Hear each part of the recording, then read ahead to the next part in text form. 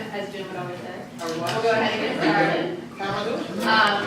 So I'm Debbie Mullendor. I'm the medical director for Buncombe County Health and Human Services, and I co-lead this group now with Julie Nicholson and Dan Shepard. So we're going to do some brief introductions, list your name and what organization you're representing, and then we'll get started with our presentation. So I'm Julie Nicholson. I am the Family Justice Center Coordinator with Buncombe County, and I also support a lot of our behavioral health work. I'm Jane Shepard. I'm the Health Director for Buncombe County and the Health Division Director for Health and Human Services. Good afternoon, I'm Frank Casalenko. I work at Main Head House and on the HHS board. Stephanie Brown, Safety Net Coordinator of the Mission. Stacy Campino, social work, care management.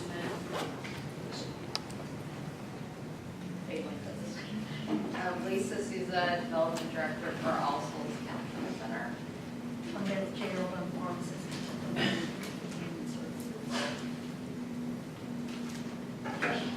Shadow Campbell, Health and Human Services Admin. Tracy Childers, West North Carolina AIDS Project Prevention Director. Robert Ward, West North Carolina AIDS Project Prevention Director. Beth Reese, nurse practitioner, ADCC. I'm Joe Yerchak, I'm the Program Development Director for Family Preservation Services. Dana Arrington, Pharmacy Program Director with CCWC. Eric Christian, Media Health Director, CCWC. I'm Steve Crane, the Chief Medical Officer of Appalachian Mountain Community Health Services. I'm Christina DeFish, Chief Operations Officer via Health. I'm Charlie Shane, I'm the janitor at All Schools. Leslie McCrory, consultant with VIA around addiction and pregnancy. Miriam Schwartz, the CEO of the Western Carolina Medical Society. Ruben Tedford, President CEO of Apple Mountain Health Center. David Sprague, Community Outreach Manager for Appalachian Mountain. I'm Scott Parker from Winchester. And Todd Honey from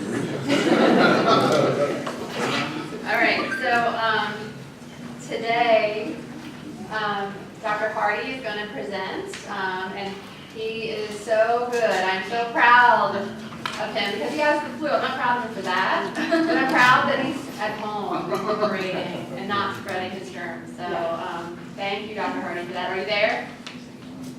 Is he there, Bethany? I am here. Yay! So he's going to present to us remotely. If we have issues hearing him, let me know. We'll crank up the volume, make it louder. I'll crank it all the way. It's too loud, I know. But he's going to talk to us about how Mission is responding to the opioid crisis and related issues. And then we'll have some data that we can talk about or share a little later. So I'm going to turn the floor over to you, Dr. Hardy. Okay. Let me just clarify that I'm representing Mission Behavioral Health. I'm not sure that any one person could represent all of Mission and for that. And then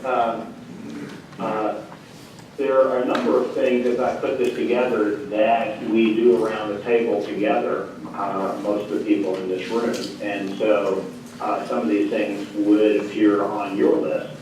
And I tried just to include the ones where we had some material participation.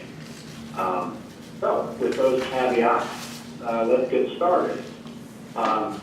Denny, I did throw in one of your slides after our conversation a minute ago. Okay,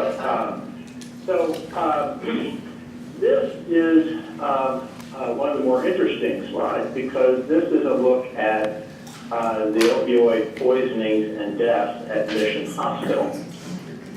And as you can see, the last 3 months certainly could be due to seasonal changes, but 3 months in a row like that, looks like it's really more of a trend. I'll come back to that in a second. So one of the things that we started doing probably back last summer after coming across some data from some Canadian studies was looking for intentional overdoses among those folks who were brought in billed as unintentional.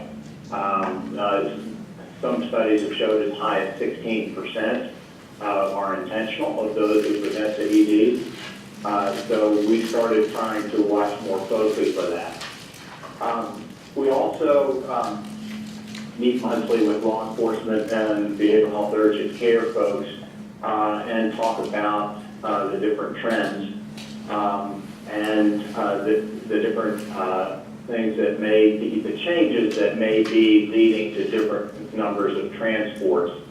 For example, the detention center has a certain screening now that has them sending a few more to the ED for assessment than they may have in the past. Now back to the data, VIA and the whole community have done a wonderful job with Narcan distribution.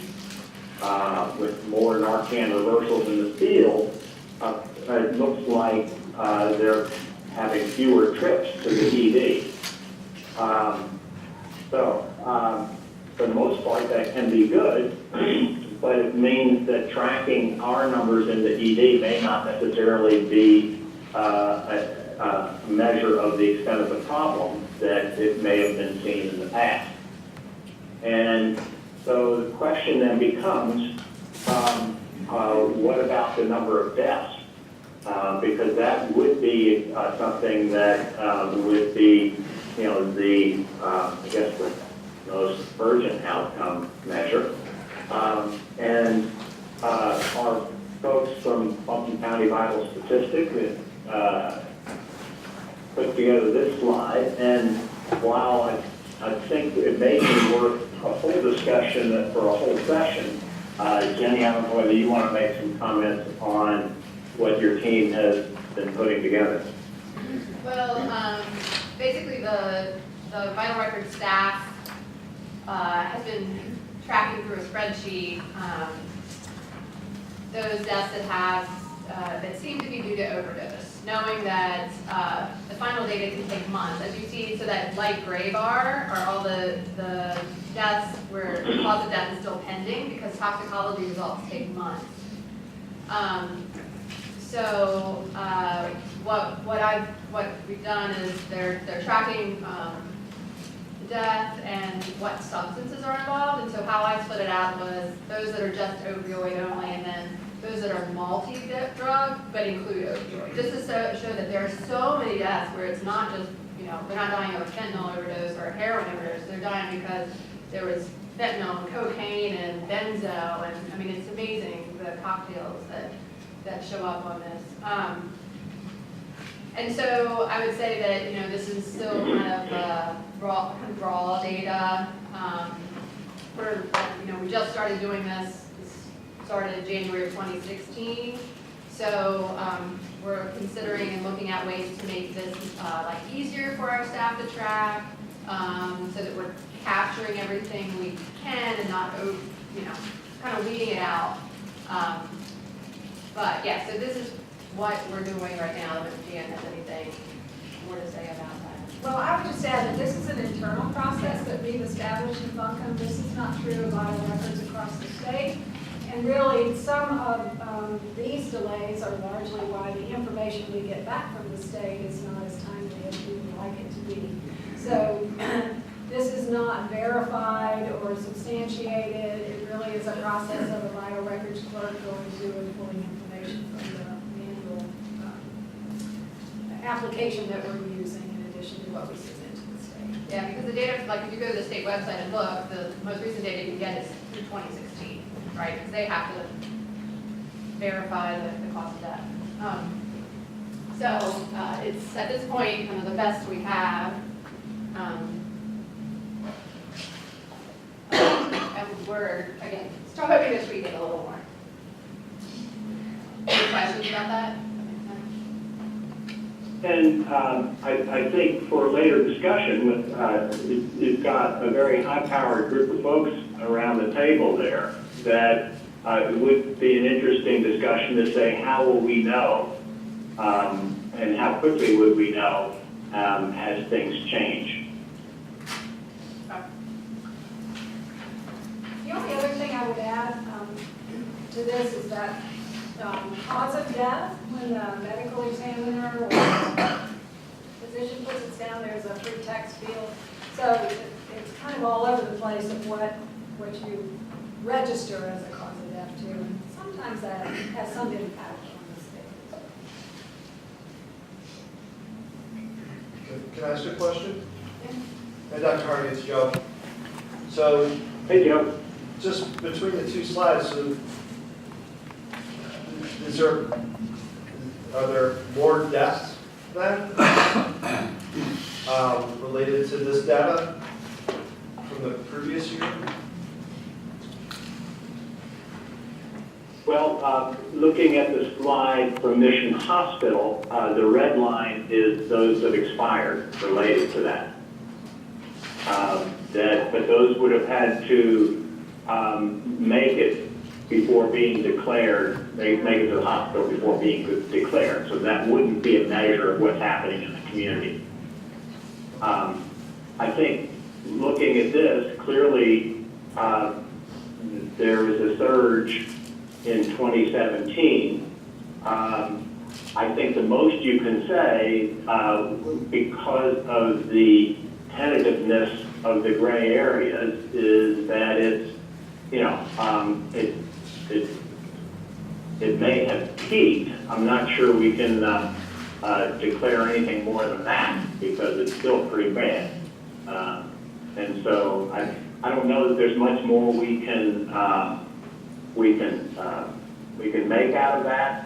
I think the bottom line is how do we track how well we're doing? So Jim, that's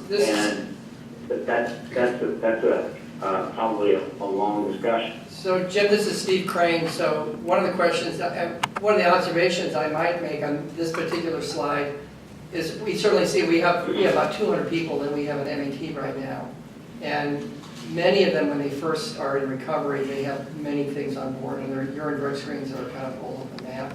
And slowly they improve. So the question would be, the first question would be, they have many things on board, but which of it actually caused the death? And I would suspect it's probably fentanyl and heroin.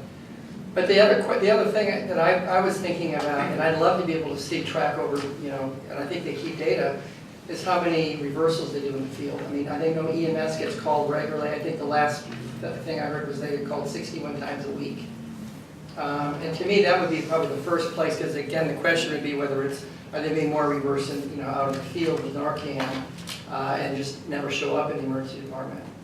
And that's certainly one mark. Or do we really, I think the ultimate thing is we want to see how many people we actually get in treatment. I mean, and so we would expect that if that's the ultimate goal, we'll see actually probably the drop in the reversals. Because essentially fewer people actually be overdosing in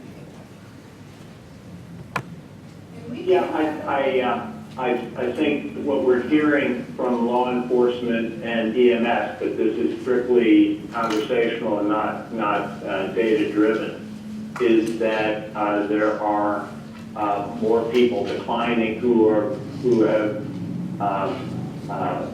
been reversed and decline being taken to the ED. And that there are more folks who have been reversed by the time they arrive. Now, I don't know how you would collect that data, and maybe at some point we will be able to collect that data, but that would answer one of your hypotheses. They are saying, though, that there are, the other comment that has been made is that it's not uncommon for them to arrive and there are several Narcan kits in the room. So I guess where my brain is we have all the Narcan out on the street, and you're seeing less of them, but there's more deaths that are being, more deaths this year than last year when we didn't have all that Narcan on the street. Use is still rising. Is it the thought with this data and the gray bar that the pending folks have some level of opioid? Not necessarily. Sometimes the pending, they come back and it's just meth. or it comes back and it's cocaine. So that, so it's It's drug state, induced, yeah, it's. drug related Yeah, expiration. right. There have been reports that in that supplies and cocaine, that can also be cut into Yeah. this as well. So it's drug related again. Right. Yeah, I think that this shows us more about what we don't know than what we do know, and I don't know that interpretation is supportable yet, with the information that we have. But I think it's worth further discussion as a group, that's for sure. Okay. So the first set of issues was what's going on in the ED setting, and what we're seeing there. The second is responding to the opioid prescribing issue.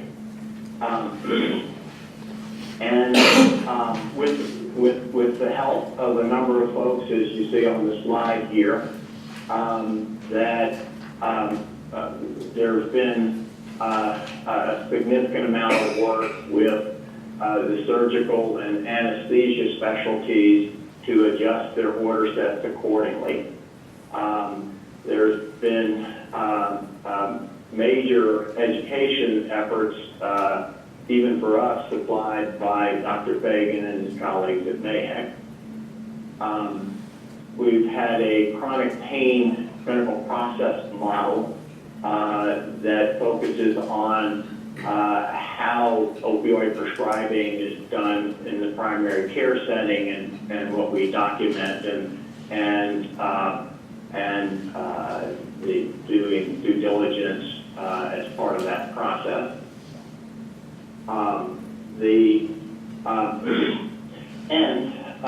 And finally, more recently, we're in the middle of validating a process by which we can track opioid prescriptions across our system, and being able to then look how often they are combined. There's a combination of opiates and benzodiazepines prescribed. And there's a team listed there with me that are working on that. I think that's going to be very useful, as we'll talk about in a little bit. There are a number of secondary issues arising from the changes in prescribing patterns and that we need to deal with. Dr. Hardy, it's Jane. Sure. Does this also include the emergency department? Like prescribing in the emergency department?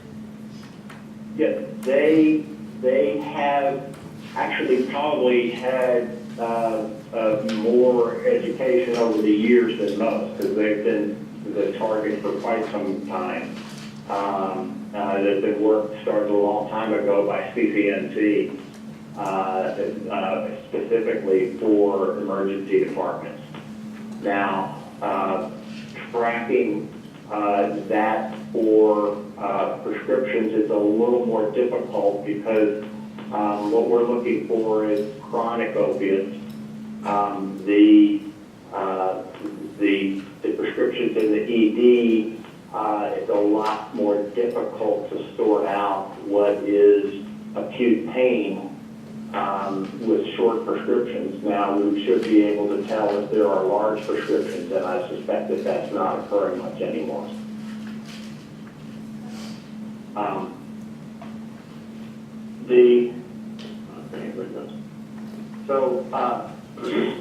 Let me go on to a third area, which is actually more specific to the hospital setting, and that's the rise in infectious endocarditis and other bloodborne infections that need prolonged IV antibiotics in patients as complications of their IV drug abuse.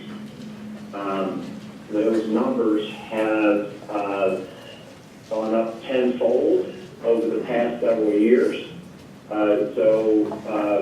For example, when we used to have 4 or 5 cases a year, now that's probably per month, if not even more. As you might imagine, when the infectious disease specialist kind of pulled the alarm cord a couple of years ago, because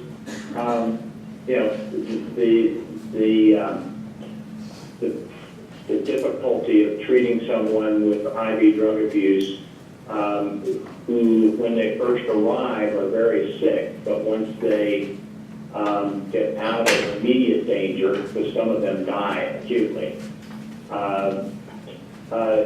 If they're pre-contemplation on their substance abuse, 6 weeks of IV antibiotics becomes quite an ordeal for all involved.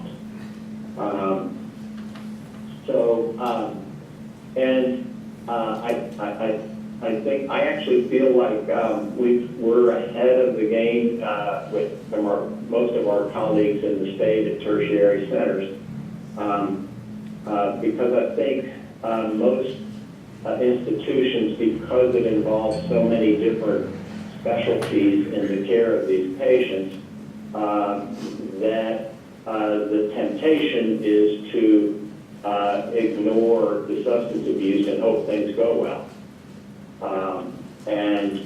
I liken that to a patient having diabetic neuropathy and trying to ignore their blood sugars.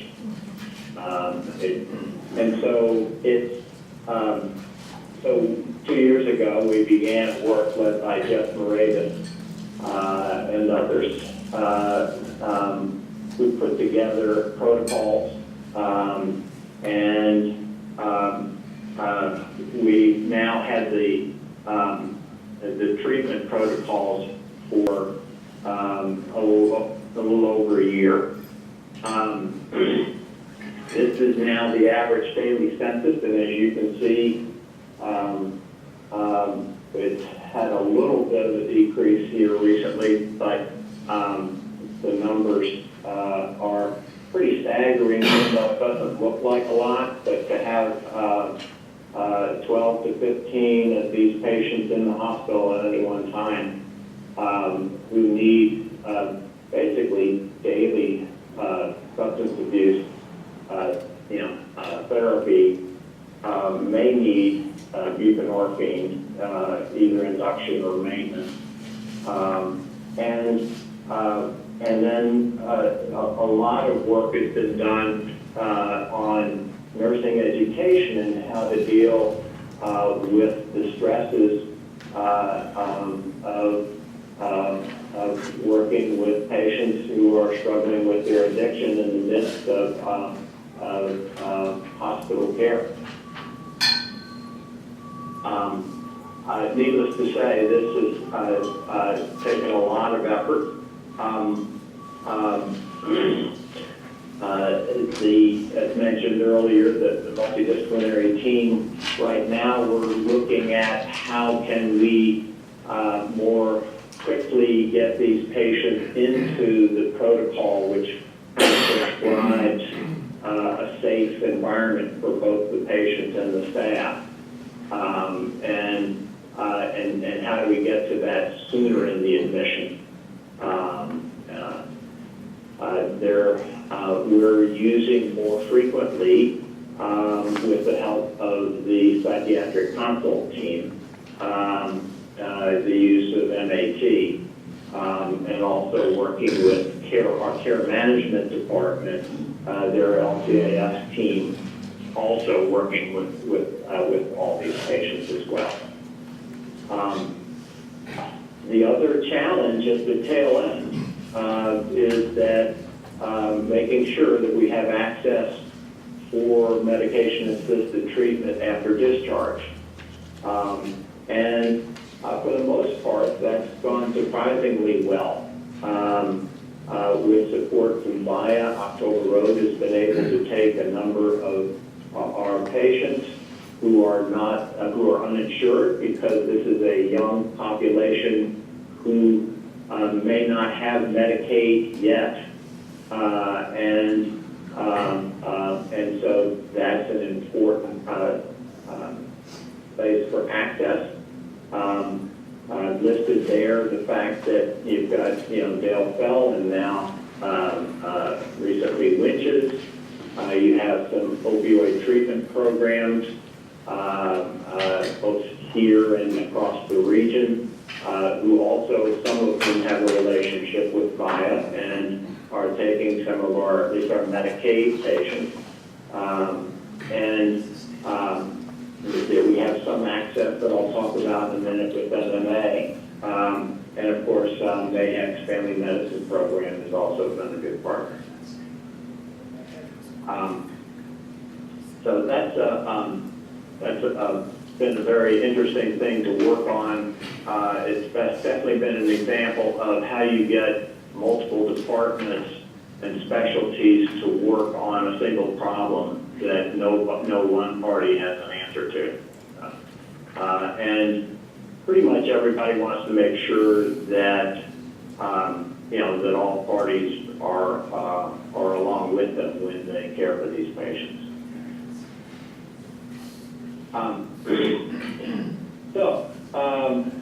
Just to mention a few regional partnerships that most of you all are probably already aware of, but may not be.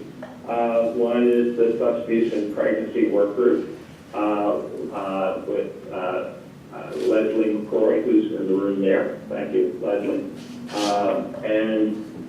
There's more recently been an OBOT provider work group led by Zach White from MAHEC that is bringing those around the table for us to talk about how do we collaborate so that we're meeting the needs, both of those with high acuity as well as just the total volume. And a more recent initiative led by Joe Yurchek in the room there with Aaron Bowman and Bethany, who have begun an engagement of the sober living programs because while we're not real familiar with all of them, they do play a significant role in the life cycle of our patients. And so engaging them and learning more about what they can and can't do is a worthy goal that team has taken on. As far as MMA's role in medication-assisted therapy,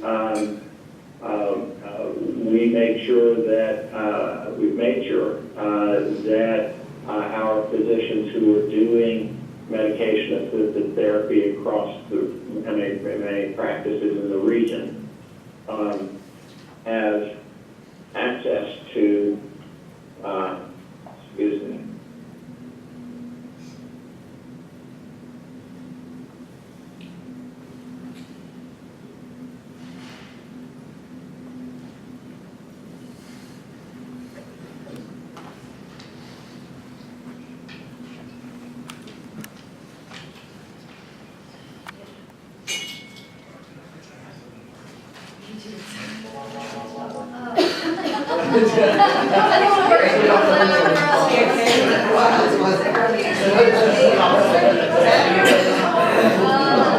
Okay, you said excuse me, and then I got quiet. So we're all like, oh, he's gotta go cough. We're good. Okay. We've also created a way for folks to document in our electronic medical record system. I realize that may sound mundane, but if you know the state OBOT requirements, there's quite a bit of documentation that's needed, both for your drug screens and the initial workup and those types of things that we built that in order to support them. Not perfect, but it does help. And it also allows us then to have the database to see how things are going on and and what our numbers are. Does everybody know what OBOT And, is? Office-based I'm sorry? opiate treatment, right? I'm just explaining OBOT. Okay. Oh, okay, sorry. Yes, thank you. Thank you. And the other thing is, we now have a live therapist in each of those offices, that's able to do at least individual therapy and help some with the workups, as well as making sure they're connected when appropriate to group therapy. Hey, Jim, this is Eric. Just related to the last two slides, you had CBT for pain, and so one of the other efforts, so we've been collaborating with MAHEC, and I've been talking with Elizabeth Fleming for I don't know how many years. And so we finally got it off the ground, is CBT training for therapists on chronic pain, which is not a typical protocol that is learned or treatment that folks are learning to do, is to do that. The evidence-based sort of approaches to CBT for pain, and they're very specific. And so we had our initial training a couple of months ago and a follow-up just 2 weeks ago. We've got about 80 therapists in this continuum building competency who will be able to accept those referrals and say, yes, please send me those specific referrals. In the past, they may have been, getting the referral and it was a complicated case, and yes, there might be depression, anxiety, or something else, and maybe they're treating that, but the emphasis specifically on the CBT for pain is what we're after. And so we're doing that in collaboration with a bunch of local experts and creating not only the protocol for them to be using, but a collaborative format for them to work with primary care physicians to work together. And not just to have a siloed approach, but to actually work in tandem and set those collaboration expectations when you're doing that specific treatment. So it should broaden the approaches that we can use for pain. And it's always been a concern for primary care providers when they see those CDC recommendations that say first line treatment is CBT versus an opioid. And then what do you hear from the primary care docs is like, show me where these therapists are, I'll be glad to refer. And we didn't have them. And so we're hoping to build that. There are 80 therapists involved. The goal is to have 2 in each county. I think we're going to supersede that pretty quickly. Yeah, thanks, Eric. We sent all of our integration clinicians or behavioral health clinicians that are in the offices and some others to that training, and thanks for adding that in. I think there are other models supported by our community health centers in the region that also are worth discussion, I think. All 3 have models that are, I find very interesting and useful, that may be also worth sharing at some point.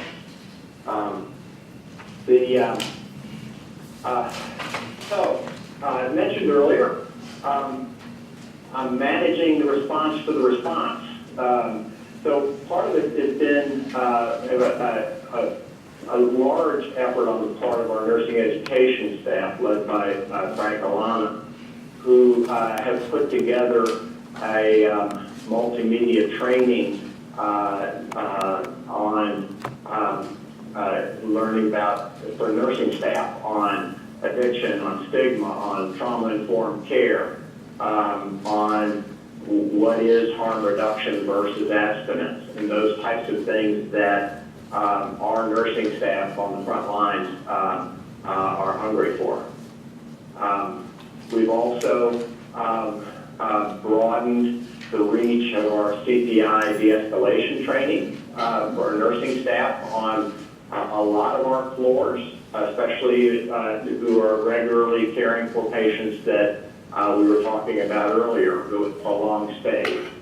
And Chris has been leading that training. And then I think from a system standpoint, and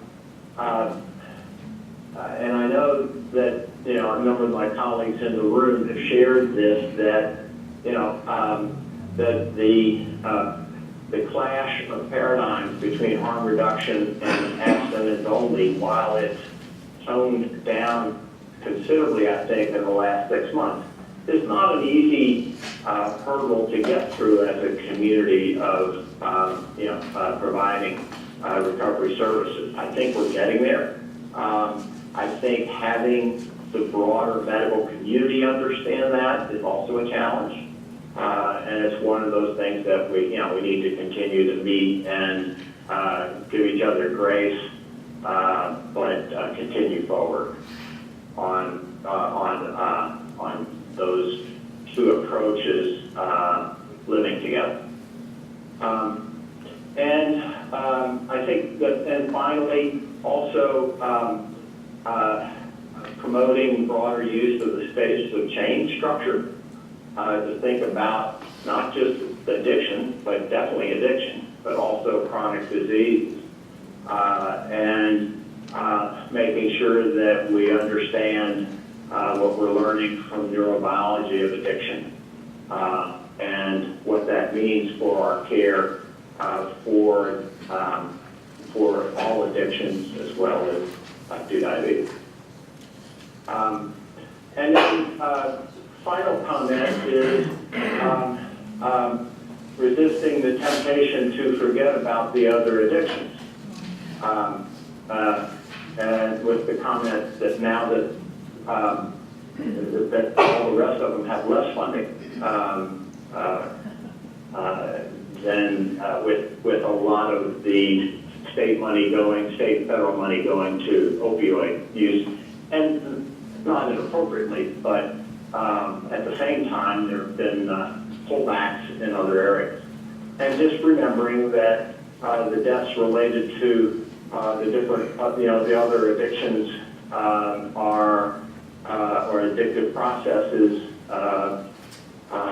with similar brain disorders, are pretty large still, and we just need to keep our eye on all the balls.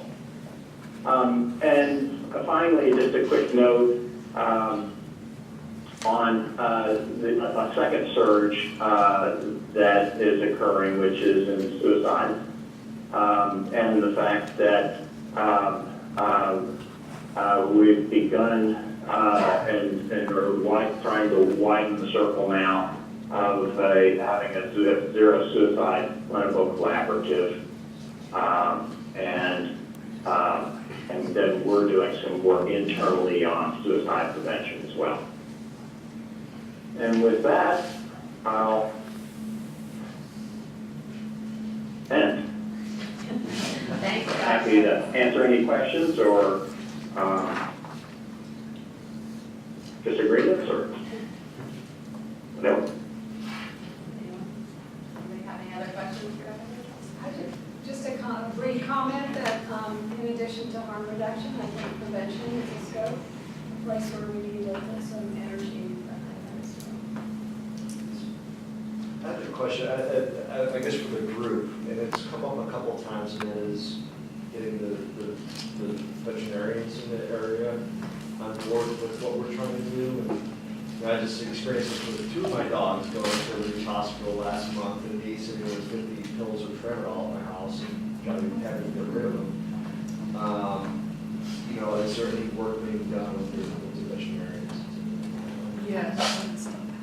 Oh, God, Buncombe. Well, I don't know. yeah, I would say that Health and Human Services, in collaboration with some other partners in the county, has a painkiller task force that's doing some work, and largely the presentations and education that Dr.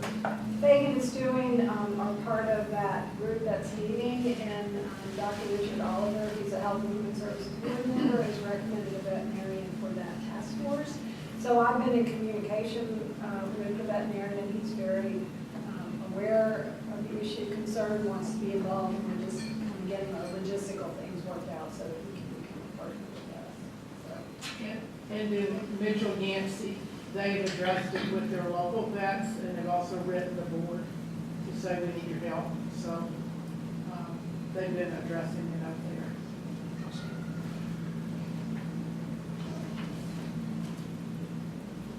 I think our dental practices is another area. Oh, thanks, Lorna. Although I can attest that my recent dentist did not give me a prescription, he told me that ibuprofen.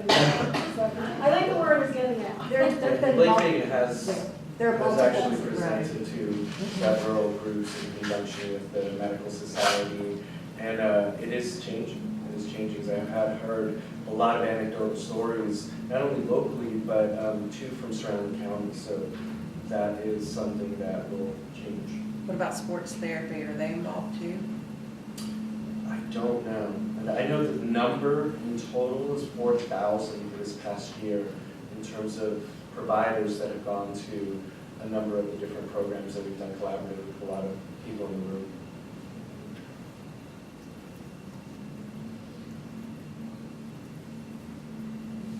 Anything else for Dr. Hardy? Questions? Thank you, Dr. Hardy. Yeah. Sending you all over the weather.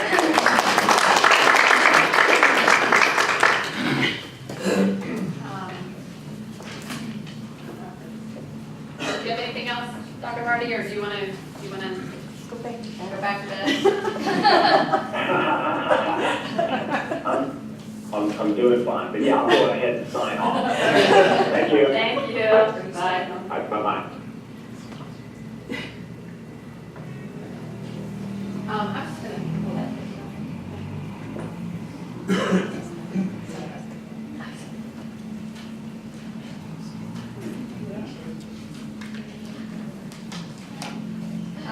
so the other, like I just wanted to pull up, this is not going to be free, but I wasn't sure if we were going to show it or not.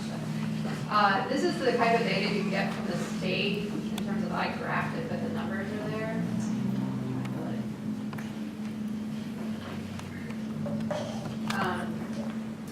Where it shows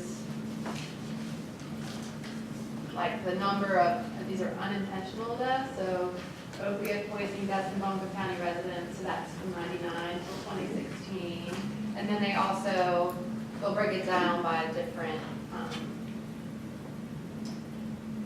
this is number of unintentional commonly prescribed opioid medication poisoning deaths. So, and then number of unintentional heroin poisoning deaths. So that's for the, now these are not mutually exclusive, right? So for those people, like I said, where their tox screen shows heroin and oxycodone, like they may show up, they may be represented on multiple of these graphs, but this exists. Then they also have benzo poisoning, so we see a lot of that, the benzo opioid. We talked about other substances that aren't getting their maybe recognized. Cocaine, we know that's still an issue in the community. Methamphetamine, they don't even have that as an option at the state board, but I would be interested to see those numbers because I know that we're seeing a lot of that showing up on the tox screens of the deaths, and then other synthetic opioid poisonings and methadone poisoning. So this data is available at the state website. Again, it's always delayed because it has to wait till all the tox screens are done. But that's a way for us to track slowly what's going on. And then I think if we can potentially tweak the processes and vital records, we might be able to get some more timely information. Do we have any idea if there was something going right in 2013 in particular, or if that just happened to be? I don't know, you're right, 2013 is like a good year for stuff, isn't it? Seems like Maybe it wasn't. yeah. I don't know. Like there's potentially another reason. Yeah. Yeah. Yeah, but it is interesting now, 2013.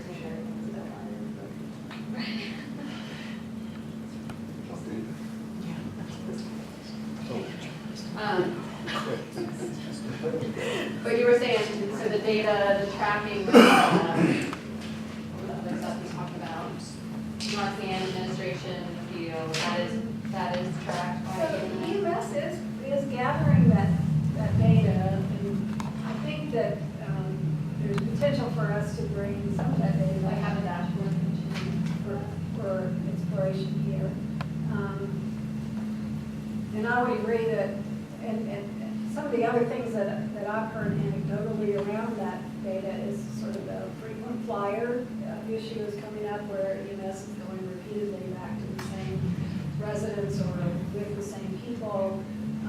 And that's really causing a lot of stress and trauma for our first responders too, which I think is another place of concern. Dr. Hardy mentioned around education for nursing and how, dealing with those high-risk patients is really arduous for, providing some trauma for our medical staff. So I think that's another potential. So I do know that the state reporting system actually they have community level data.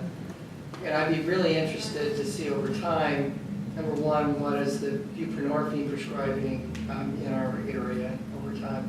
And also to see if we're having an impact in terms of the opioid prescription, number of prescriptions. So I don't, if we were going to do a community dashboard, it'd be great. I mean, that's also probably in real time.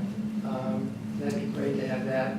Because I think those will be the leading indicators. The death rate will be probably a lagging indicator.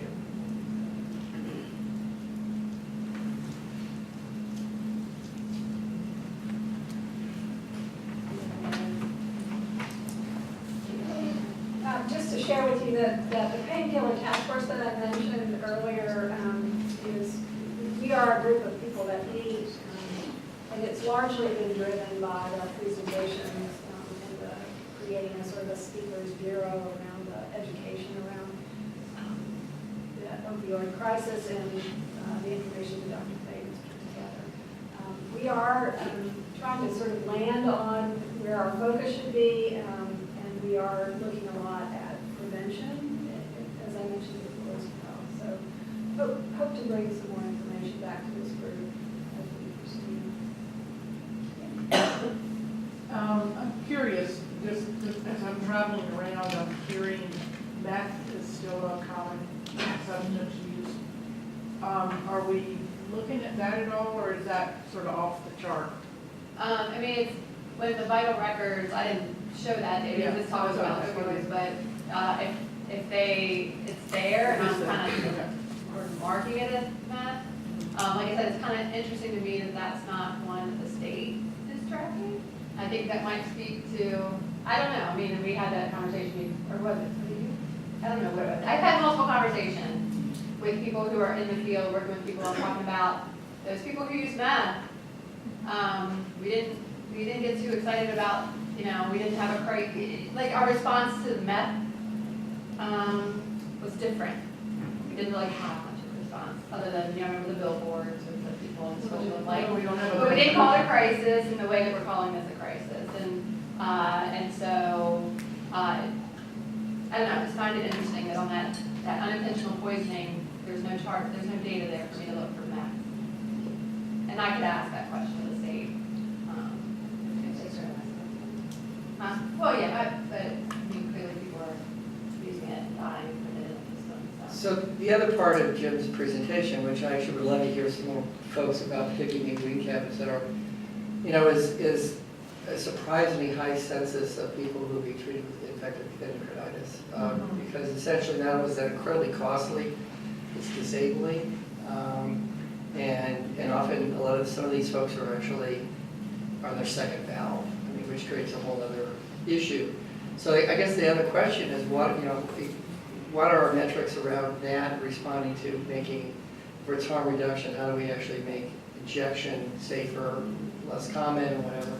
So I'd love to hear that, because that's a huge problem that most of us at least are dealing with directly. And I mean, I think that, the study needs to be sitting at this table as well. They have a different clientele than we have.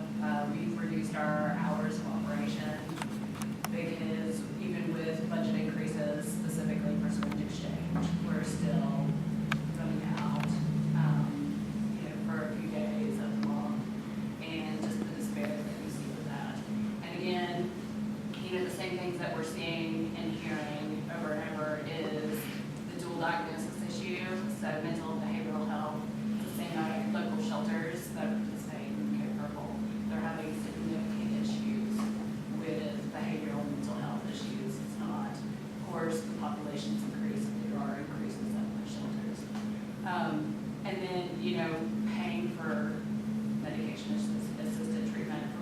are functional, that are not in the chaos is really difficult. I mean, it's $100 a month for people with significant barriers in their life.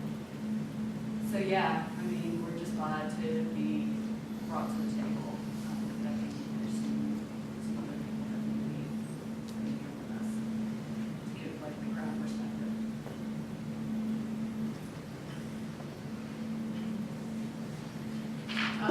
I would say syringe exchange. I can talk forever about syringe exchange, but I won't. I would just say that I think that if we recognize as a community that harm reduction is important, we have to look at all forms of harm reduction. And I think we have to find ways personally to support it if we believe in it. And I think advocating for it at the agencies at which we work at, advocating to our elected officials. I think it's important that that be given full support, just as much as medication assisted therapy. So I. Yeah, we can put that on the agenda. In my experiences, that's a developmental conversation. It takes a long glide path, and you're planting seeds now. So perhaps look at the data that's been collected in places where they do that, in Canada where they've done it for years, because it would take a long time to get that message out. People absorb it, have their reaction, then get educated, and then it's just like naloxone. In the beginning, there was not a law enforcement department in Western North Carolina that was willing to even hear the discussion. It took about 3 years. So if you started now, then you get people kind of buying in after that. They have to hear it, digest it, talk about it, get on one side or the other. It takes a lot of effort. And so if that's of interest, I would say let's get the data, look at it, and then start to kind of spread that. Or at least be able to look at the data and discuss it. Are there variables that we think we can't account for, or did they do something unique that we cannot do, or because the outcomes are good, the harm reduction is there, but you can't flip that switch overnight, like at a county perspective, at a state perspective. So do we start now? I would go for starting next month and just bringing a little bit of data. Yeah, so we planned some things in advance. Next month was going to be sort of a communicable disease look at communicable disease. Thankfully, I don't have a lot of acute Hep C to talk to you about, but there's a lot of Hep B out there that we're seeing. We can totally.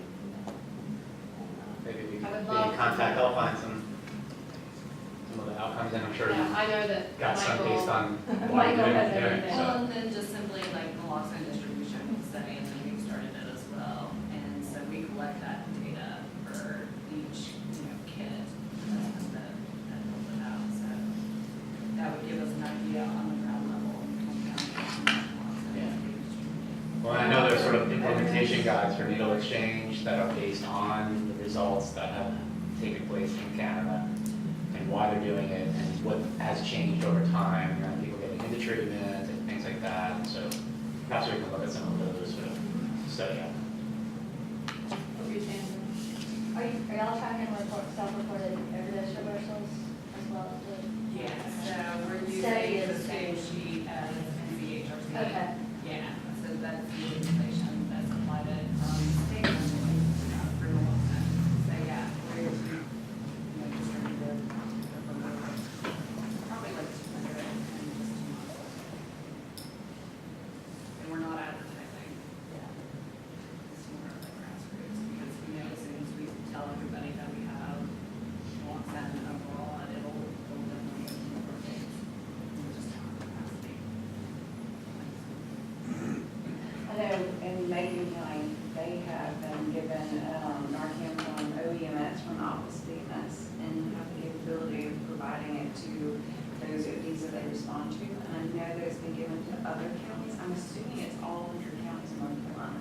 So I don't know if, Kim or anybody has information about that, and if they have it on their truck or something.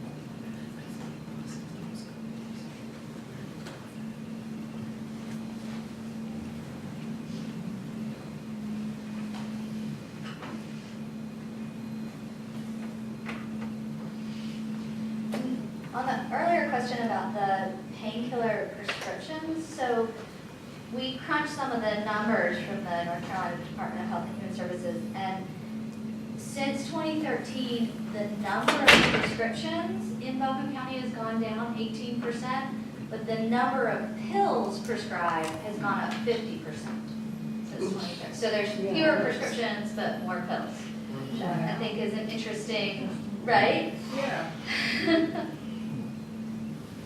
So there's more out there. it's kind of circumvent some of the red flags and metrics that are talking about number of prescriptions, because it's hidden in there, and then you have more pills per prescription. So those indicators aren't flagging as many concerning patients, or concerning. The last Prescribing epidemic forum that was held at AD Tech, Dr. She gave a statistic that if you live in Buncombe County, you're more likely to die of a heroin overdose than being hit by a car. Oh, good. Yeah, it's great.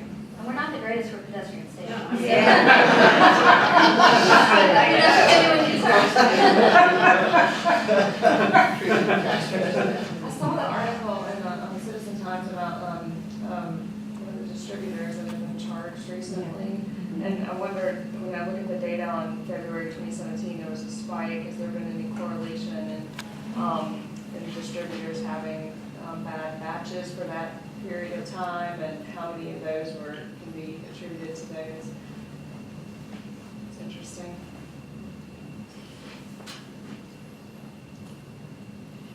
Yeah, if you look in the newspaper, you don't see as many arrests as you'd like to.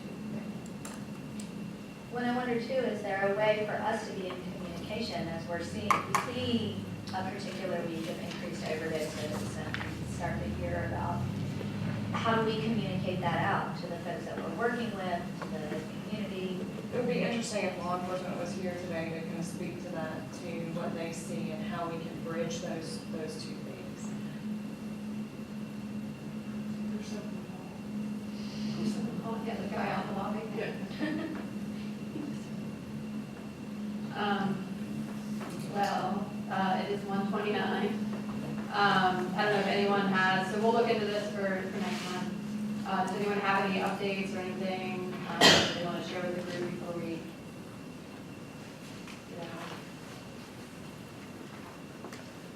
I would just mention something, I hope this has been talked about here either by me or some of the other partners in the room, but VIA has been working on a strategic regional plan, Western North Carolina Substance Use Alliance Plan, and many partners who are here in this room and some folks, other folks outside this room. That plan has been approved by that executive board of leaders in the region. We have been vetting that in a variety of places that has 9 very specific strategies that many of the leaders of this region have come together from our world of behavioral health and IDD as well as the healthcare world. And so that plan is now, we've been designing it, revising it, it's all written up now. And so now it's beginning slowly to move into its implementation stage. So we are vetting that with different partners who will have some pieces of actual responsibility on the plan. Of course, VIA has a piece of that. We have vetted it several weeks ago with over 50 of our core providers. Joe and different people were in that room, and we went through that plan. Our provider advisory council and some of that, who were sort of the boots on the grounds for us and interacting with many of these individual people. So I would say that so many people are doing so many great things. And I remember having this conversation with Sandy Gregg and various people a couple of years ago, that as we are all stepping up, as we do each month, we come to this meeting, that this regional plan and all that, we don't want it to be lost in what everybody is doing. We want to be part of helping implement what everybody's doing. So I think I would say on behalf of VIA, it's a huge plan. It's about 40, 50 pages, lots of tasks to be done, and we'll just begin to move forward. And I know many people have different plans, and I go to many meetings in various of our 23 counties, and there's over 23 to 25 substance use coalitions, even within the 23 counties. Some of them have 2, some of them have 1. They're very, very dynamic, and some of you may even be part of some of those in other parts of this region. So, sometimes I think we all, even though it's never enough, there is truly an effort by all of us being made, and it is very humbling to be part of this group and any group that's trying to tackle it. We have a tremendous amount to do. One of the things that we're really trying to do, and I look around this room, and again, I don't know what's appropriate because I'm not in charge of the membership, is the actual people who are having the experience. And how are they contributing and offering their consultation? We're probably all getting it. We have a huge group of consumers and families across the 23 counties who provide us. Many of you touch individual people every day in the work that you do, your agencies do. But it might be interesting to have some people join this, and I apologize if you're an identified person, and I just don't know that, so please, I want to be respectful in my comment. But it's just something to think about. We get a lot of feedback from our communities, counties, and our members about that piece. And of course, so much of this is being touched by all the recovery efforts also. So, I was watching a podcast that is now at Western Carolina University that actual members are actually doing. It was pretty powerful. I saw my first one last night. Somebody just sent me a link and said, look at what's going on out there. And it was their target of students. It was very, very